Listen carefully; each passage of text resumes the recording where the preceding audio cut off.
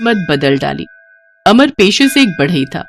वो लकड़ी के दरवाजे, कुर्सियां और मेज बनाकर बेचता था और उससे जो पैसे उसे मिलते उससे वो अपने परिवार का पेट पालता था। फिर एक दिन, भैया 4 दरवाजों की चौखट बनवानी है। जी बिल्कुल बन जाएगी जी। कितने पैसे लोगे? पैसे तो तभी बता पाऊंगा जब चौखट का नाप लूंगा, और आप पहले ये बताएंगे कि किस लकड़ी की चौखटें बनवानी है आपको। अच्छा तो ठीक है, आप मेरे साथ मेरे घर चलो फिर। जी मैंने देख लिया, अब 15,000 में हो जाएगा सब। अरे बाप रे, ये तो बहुत महंगा है भाई। जी क्या करें, लकड़ी ही बहुत महंगी हो गई है। अच्छा तब तो रहने दो भाई, लकड़ी इतनी महंगी है तो मैं लोहे की ही चौखटें बनवा लूंगा, दीमक लगने की भी टेंशन खत्म। ग्राहक ने काम कराने से मना कर दिया था। अमर के साथ अक्सर ऐसा ही होता था। लोग अब प्लास्टिक और लोहे का सामान ज्यादा पसंद करने लगे थे।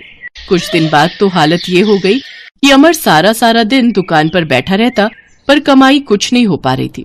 हालांकि कुछ लोग अमर की दुकान पर आते जरूर थे, लेकिन बस एक बात पूछने के लिए। भैया ये रामपुर यहाँ से कितना दूर है? यहाँ से दाएं लेकर 5 किलोमीटर सीधे चले जाओ भैया। चले जाओ मतलब यहाँ कोई बस या ऑटो तो मिलेगा ना? ना जी, यहाँ तो ना तो बस चलती है और ना ही ऑटो। लोग अपनी मोटरसाइकिल या स्कूटर से ही आते जाते हैं, नहीं तो पैदल। अमर रोज दुकान पर आता, लेकिन पता पूछने वालों के अलावा उसके पास कोई नहीं फटकता था। एक दिन अमर का बचपन का दोस्त तेजपाल उसकी दुकान पर आया। अमर कैसा भाई? अरे वाह तेजपाल, आज भाई मैं ठीक हूँ, तू बता। बस भाई रामपुर जा रहा था तो सोचा तुझसे मिलता चलूं। तेजपाल एक मैकेनिक था। अमर और तेजपाल बचपन के दोस्त थे। और बता भाई, काम धंधा कैसा चल रहा है? अरे बढ़िया भाई, महीने में ठीक ठाक कमाई हो जाती है। ग्राहक आते ही रहते हैं तो बस इसलिए दुकान से निकल नहीं पाता हूँ। तू अपना बता। मेरे पास तो वक्त है यार, सारा दिन मक्खी मारता हूँ, कोई नहीं आता। बस दिन भर रामपुर का रास्ता पूछने वाले आते रहते हैं। क्यों, ग्राहक क्यों नहीं आते? बस क्या बताऊं यार, एक तो मेरी दुकान बड़ी अलग थलग है, और दूसरा आजकल सभी लोग लोहे और वो प्लास्टिक का ही सामान खरीदते हैं। लकड़ी का बना किसी को कुछ नहीं चाहिए।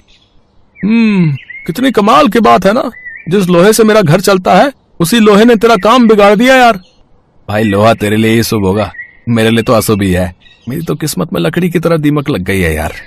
तो तू भी लोहे से दोस्ती क्यों नहीं कर लेता मेरे भाई? मतलब मैं कुछ समझा नहीं, लोहार का काम सीखूं क्या अब? अबे बैल बुद्धि है, पहले पूरी बात तो सुन ले। तो बताना। देख, यहाँ से बहुत से लोग रोज रामपुर जाते हैं कि नहीं जाते? हाँ, और रास्ता मुझसे ही पूछते हैं भाई। हाँ तो पगले, लोगों की समस्या देखकर तेरे दिमाग में ये आइडिया कैसे नहीं आया? कौन सा आइडिया भाई? अरे देख, जब इस सड़क पर कोई बस नहीं चलती, ऑटो नहीं चलता, तो तू एक ऑटो खरीद लेना यार। दिन भर सवारी ढो और खूब पैसे कमा। अरे हाँ यार, ये आइडिया तो बढ़िया है यार। हाँ भाई, तेरी लकड़ी की तरह तेरे दिमाग में भी दीमक लग गई है भाई। तेजपाल की इस बात पर दोनों दोस्त जोर जोर से हंसने लगे। तेजपाल वहां से चला गया, लेकिन जाते जाते वो अमर को एक शानदार आइडिया दे गया था। अमर मन ही मन अपने दोस्त को ढेर सारी दुआएं दे रहा था, लेकिन सवाल ये था कि पहले ही कड़की में चल रहा अमर ऑटो रिक्शा खरीदने के लिए पैसे कहां से लाए। अब अमर को तेजपाल का ही सहारा था। अगले दिन वो तेजपाल की दुकान पर पहुंचा। अरे अमर, तू आजा भाई। क्या हुआ, सब ठीक है? हाँ यार सब ठीक। कल तूने जो आइडिया दिया था ना यार, कसम से कमाल का आइडिया यार वो। पर एक दिक्कत है यार भाई, तेरी थोड़ी मदद चाहिए। हाँ बोलना। यार तुझे तो पता ही है मेरी हालत क्या चल रही है। मेरे पास ऑटो खरीदने के लिए पैसे बिल्कुल नहीं है यार। तो तू क्या कुछ... भाई मैं बहुत शर्मिंदा हूँ यार। दरअसल मैंने पिछले महीने ही एक प्लॉट खरीदा है, तो सारी बचत के पैसे वहां लगा दिए। फिलहाल तो बस महीने के खर्च लायक ही पैसे हैं मेरे पास भाई। ओहो, कोई बात नहीं भाई, मैं कुछ और जुगाड़ करता हूँ। अमर वहां से मायूस होकर जाने लगा। तेजपाल को भी बुरा लग रहा था कि वो अमर की कोई मदद नहीं कर पा रहा था, लेकिन तभी तेजपाल को एक और आइडिया आया। ओए अमर, 1 मिनट रुक, सुन जरा, सुन तो। हाँ भाई बता। भाई तेज दिमाग तेजपाल को एक और आइडिया आया यार। तेरे पिताजी के पास एक स्कूटर था ना, अरे वो कहाँ है अभी? अरे वो तो घर पे ही खड़ा है यार, एकदम कबाड़ हो गया है। अबे मैं हूं ना भाई, तू बस उसका इंजन खोल कर लिया, और फिर हम किसी लुहार की मदद से एक जुगाड़ वाली गाड़ी बनाएंगे जिसमें उस स्कूटर का इंजन लगाएंगे। तेजपाल ने अमर को एक बार फिर कमाल का आइडिया दिया था, लेकिन दिक्कत ये थी कि लुहार से जुगाड़ गाड़ी बनवाने के लिए भी काफी पैसे चाहिए थे, जो अमर के पास थे नहीं। वो अपनी दुकान पर बैठा इसी सवाल का जवाब खोज ही रहा था, और इस बार अमर के मन में एक आइडिया आया। अगर लोहे का ऑटो नहीं बन सकता तो क्या हुआ, मेरे पास लकड़ी है, वो भी ढेर सारी। हाँ, मैं लकड़ी का ऑटो बनाऊंगा। अमर ने फौरन आरी और हथौड़ा उठाया और उसी वक्त लकड़ी से ऑटो बनाने में लग गया। कई दिन बीत गए। अमर को ऐसी धुन चढ़ी कि वो दिन रात बस लकड़ी का ऑटो बनाने में जुट गया और फिर कड़ी मेहनत और लगन के बाद आखिरकार उसका लकड़ी का शानदार ऑटो रिक्शा तैयार हो ही गया। ओ भाई यार, क्या शानदार चीज बनाई यार भाई, तूने मान गया यार भाई, बहुत बढ़िया यार, बहुत ही मजबूत लग रहा है यार ये तो। और चल यार, अब इसे मुझे सौंप दे भाई, आगे का काम मेरा भाई। अमर ने अपना काम कर दिया था और अब तेजपाल को उस लकड़ी के ऑटो में इंजन और बाकी का जरूरी सामान फिट करना था। कुछ ही दिनों में ये काम भी हो गया। ले भाई, तेरा ऑटो तैयार है, चल आजा, स्टार्ट करके देख। दोनों दोस्तों ने मिलकर कमाल कर दिखाया था। लकड़ी का ऑटो न सिर्फ बनकर तैयार था बल्कि पूरी रफ्तार से दौड़ भी रहा था। अगले ही दिन से अमर ने रामपुर के लिए ऑटो चलाना शुरू कर दिया। हर कोई जब लकड़ी का ऑटो देखता तो उसकी खूब तारीफ करता और उस ऑटो के साथ तस्वीर खिंचवाता। पहले ही दिन से अमर की अच्छी खासी कमाई होने लगी। धीरे धीरे सोशल मीडिया पर उसका खास लकड़ी का ऑटो वायरल हो गया और फिर एक दिन, ये लकड़ी का ऑटो आपका है क्या? हाँ जी, हमारा है, बताइए। मैं दिल्ली से आया हूँ। दिल्ली में मैं एक अम्यूजमेंट पार्क में मैनेजर हूँ। मैंने सोशल मीडिया पर आपका ये लकड़ी का ऑटो देखा था। मैं इसे खरीदना चाहता हूँ ताकि हमारे पार्क में आने वाले लोग भी इसे देख सकें और इसकी सवारी का मजा ले सकें। आप जो भी कीमत बोलेंगे मैं देने को तैयार हूँ इस खास ऑटो के बदले। अच्छा, अगर ऐसी बात है तो फिर 5 लाख? हाँ, इतने तो मिलने ही चाहिए इस ऑटो के भाई, बड़ी मेहनत लगी है इसे बनाने में। जरूर, क्यों नहीं, रुकिए, मैं अभी आपको 5 लाख का चेक काट कर देता हूँ। मैनेजर ने 5 लाख रुपए का चेक काट कर अमर को थमा दिया और ये देखकर अमर और तेजपाल हैरान रह गए। तेजपाल ने तो 5 लाख की बात बस ऐसे ही कह दी थी, लेकिन वो आदमी जब 5 लाख देने को तैयार हो गया तो उन दोनों को हैरानी भी हुई और खुशी भी। उनकी मेहनत की बहुत अच्छी कीमत उन्हें मिल रही थी। सौदा तय हो गया और अमर का लकड़ी का ऑटो अब दिल्ली जाने के लिए तैयार था। और फिर सुनिए, अगर आप ऐसे 2-3 ऑटो और बना दे तो हम वो भी खरीद लेंगे, इनकी दिल्ली में काफी डिमांड है। उस मैनेजर की बात सुनकर तेजपाल और अमर की आंखों में चमक आ गई। वो समझ चुके थे कि अब आगे उन्हें क्या करना है। कमाई बढ़िया तो पहले ही हो चुकी थी, लेकिन अब सपनों को सच कर दिखाने का वक्त था। बबलू एक गरीब बच्चा था। उसके माता पिता दोनों मजदूर थे और रोजाना की मजदूरी करके ही उनका घर चलता था। बबलू जब अपने दोस्तों को बढ़िया बढ़िया खाते पीते और मजे करते देखता तो वो बहुत दुखी होता। ये देख बबलू, मेरे बापू मेरे लिए आइसक्रीम लाए हैं। मेरे चाचा ने शहर से हमारे लिए नया फ्रिज भेजा। इसमें हम ठंडा पानी, आइसक्रीम, ठंडी ठंडी चीजें सबके मजे ले सकते हैं। अच्छा राजू, क्या मैं एक बार तुम्हारे फ्रिज को हाथ लगा सकता हूँ? नहीं नहीं बबलू, तेरे हाथ लगाने से हमारा फ्रिज खराब हो जाएगा, फिर माँ बापू मुझे डांटेंगे। नहीं, अब तू जा, कहीं माँ बापू आ गए तो मेरी डांट पड़ेगी। बबलू उदास मन से घर आ जाता है। माँ बापू, मेरे सब दोस्तों के घर फ्रिज है, मुझे भी फ्रिज लेना है। बेटा, हम लोग बहुत गरीब हैं, हमारे पास तो गुजारे लायक ही पैसे हो पाते हैं। बबलू बेटा, तुम तो जानते हो तुम्हारी माँ और मैं मजदूरी करके बड़ी मुश्किल से पैसे जोड़ पाते हैं।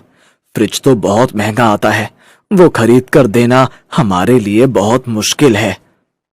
कहते कहते बबलू के माता पिता की आंखों में आंसू आ जाते हैं। माँ बापू, आप रो मत, मुझे फ्रिज नहीं चाहिए। बबलू ने अपने माता पिता को कह तो दिया, पर उसका ध्यान अभी भी फ्रिज की तरफ ही था। अगले दिन बबलू घर से दूर एक मैदान में अपने दोस्तों के साथ बैट बॉल खेल रहा था। तभी गेंद दूर बबलू के हाथ से दूर चली जाती है। अरे यार, गेंद तो उधर पुराने खंडहर में चली गई। बबलू, तूने ही गेंद फेंकी है, अब तू ही लेकर आएगा। पर उस खंडहर में तो जाना मना है, मेरी माँ कहती है वहां भूत और चुड़ैल रहते हैं। कुछ भी हो, गेंद तो बबलू को हिलानी पड़ेगी। ठीक है, मैं अंदर जाकर ले आऊंगा, तुम बाहर तो खड़े हो जाओगे ना? हाँ हाँ चल, हम बाहर खड़े हैं, तू अंदर जाकर गेंद ले आ। बबलू घबराते हुए खंडहर के अंदर जाता है, पर तभी उसे किसी की आवाज आती है। वो रही गेंद, जल्दी से उठा लाता हूँ। मुझे बचाओ। अरे, ये आवाज कहाँ से आ रही है? अरे, ये तो कोई पुराना फ्रिज दिखाई पड़ता है, पर इसमें से किसी की आवाज आ रही है। कोई बचाओ मुझे, मुझे बाहर निकालो, कोई मेरी मदद करो। बबलू जल्दी बाहर आ, नहीं तो हम चले जाएंगे। आ रहा हूँ, रुको, ये लोग चले जाएंगे। बबलू अपने दोस्तों के साथ घर वापस तो आ जाता है, पर उसका ध्यान अभी भी खंडहर में रखे फ्रिज की तरफ जा रहा था, जिसमें से आवाज आ रही। अगली सुबह वो अपने माँ बापू से बोला, माँ बापू, कल जब मैं अपने दोस्तों के साथ खेल रहा था। बबलू खंडहर वाली बात अपने माँ बापू को बताता है। सुनो जी, अगर बबलू की बात में जरा सी भी सच्चाई है तो हमें खंडहर में जाकर देखना चाहिए, क्या पता किसी की जान खतरे में हो। ठीक है भाग्यवान, अगर तुम कहती हो तो हम बबलू के साथ चलते हैं। चल बबलू बेटा। बबलू के माता पिता उसके साथ खंडहर में पहुंचते हैं। खंडहर में पहुंचकर वो देखते हैं वहां कोने में एक पुराना फ्रिज रखा है जो कि बाहर से बंद है। अचानक उन्हें भी वही आवाज फ्रिज में से सुनाई देने लगती है। कोई है, मुझे बचाओ, मैं यहाँ फंस गया हूँ, कोई मुझे बचाओ। अरे, आवाज तो सचमुच इस फ्रिज के अंदर से ही आ रही है, पर यह फ्रिज तो बाहर से बंद है, अब इसे खोलें कैसे? बापू, हम चाबी ढूंढते हैं, क्या पता इस फ्रिज में कोई चाबी लगी हुई हो तो यहाँ गिर गई हो। हाँ, हो सकता है, चलो ढूंढते हैं। बबलू और उसके माता पिता चाबी को ढूंढते हैं। अचानक बबलू की नजर कूड़े के ढेर में पड़ी एक जंग लगी चाबी पर जाती है। बापू देखो, एक चाबी यहाँ गिरी हुई है, लगता है ये इस फ्रिज की ही चाबी है। हाँ, लग तो यही रही है। रुको, तुम पीछे हो जाओ, मैं फ्रिज को खोलता हूँ। कोई बचाओ मुझे, जल्दी बाहर निकालो। रुको भाई रुको, खोल रहा हूँ। बबलू के पिता ने जैसे ही फ्रिज को खोला, उसमें से धुआं बाहर आने लगा और धुएं में से एक विशाल जिन्न प्रकट हुआ। शुक्रिया मुझे बाहर निकालने के लिए, आज मैं आजाद हूँ। कितने समय बाद आज मैं इस फ्रिज से बाहर निकला हूँ। आप कौन हैं अंकल?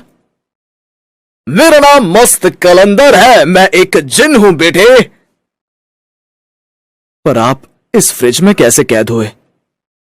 यह खंडहर पहले एक घर था, पर यहाँ के लोग इसे बेचकर चले गए और ये पुराना फ्रिज यहीं छोड़ गए। तब से इस जगह का नया मालिक यहाँ आया नहीं और हम जिन एकांत में सोना पसंद करते हैं। मैं आराम से इस फ्रिज में सोता रहा ताकि कोई परेशान ना करे, पर किसी ने इस फ्रिज को बाहर से बंद कर दिया और उसके बाद कोई यहाँ नहीं आया। तब से मैं यहाँ बंद था। मैं आवाज लगाता था पर लोगों को लगता था कि यहाँ कोई भूत प्रेत है, पर आज तुमने मेरी जान बचाई है, मुझे आजाद किया है। मांगो, बदले में क्या मांगते हो? मैं यहां से जाने से पहले तुम्हें कुछ देना चाहता हूं। बेटा, तुम सचमुच बहुत बहादुर हो, तुमने मेरी मदद की है। बोलो, तुम्हारा किस चीज का मन है, वो चीज मैं तुम्हारे सामने हाजिर कर दूंगा। जिन अंकल, क्या आप ऐसा कर सकते हो कि ये फ्रिज नया हो जाए और मैं इसमें ठंडा ठंडा पानी पी लूं और आइसक्रीम भी खाऊं? बस इतनी सी बात, ये तो मेरे बाएं हाथ का खेल है। मैं इस फ्रिज को जादुई फ्रिज बना दूंगा। आज के बाद ये फ्रिज कभी खाली नहीं होगा। ये जादुई फ्रिज खाने पीने की चीजों से हमेशा भरा रहेगा। जिन्न हवा में अपना हाथ घुमाता है और पुराना फ्रिज एक बहुत ही चमकदार सुंदर जादुई फ्रिज में बदल जाता है। ये देखकर बबलू और उसके माता पिता बहुत खुश होते हैं। उसके बाद वो जिन्न वहां से गायब हो जाता है। बबलू अपने माता पिता के साथ उस जादुई फ्रिज को लेकर घर आ जाता है। जादुई फ्रिज तरह तरह की खाने पीने की चीजों से भर जाता है। फल, सब्जी, मिठाइयाँ, पीने के लिए ठंडा पानी, जूस, केक, पेस्ट्री, चॉकलेट और भी बहुत सारी खाने पीने की चीजें जो आज तक बबलू ने कभी नहीं देखी थी। बबलू ठंडा ठंडा पानी पीता है। बापू, ये तो बहुत सारा सामान है और पानी भी देखो कितना ठंडा है। बापू, क्यों ना हम एक दुकान खोल लें जहां पर आप इस फ्रिज में रखा सामान बेचकर अपनी कमाई भी कर सकते हो। हमारा बबलू कितना समझदार हो गया है। ये तो तूने बहुत समझदारी की बात कही बेटा। हम कल ही एक दुकान किराए पर ले लेते हैं और फिर इस सामान को बेचकर जो भी कमाई होगी हम उससे किराया भी दे पाएंगे। और साथ ही साथ तुम्हें पढ़ाई भी करनी है बबलू बेटा, जो तुम्हारे लिए बहुत जरूरी है। माँ, तुम चिंता मत करो, अब मैं अपने जादुई फ्रिज में रखे फल, हरी सब्जियां खाकर और ठंडा दूध पीकर देखना कितने अच्छे नंबर से पास होकर दिखाऊंगा। बबलू की इस बात से उसके माता पिता दोनों मुस्कुरा देते हैं। अब तो बबलू के माता पिता ने अपनी एक दुकान खोली और मजदूरी का काम छोड़ दिया। वो दोनों मिलकर मेहनत करके दुकान चलाने लगे। साथ साथ उन्होंने और भी सामान खरीदकर बेचना शुरू कर दिया। उनका जादुई फ्रिज कभी भी खाली नहीं होता था। धीरे धीरे बबलू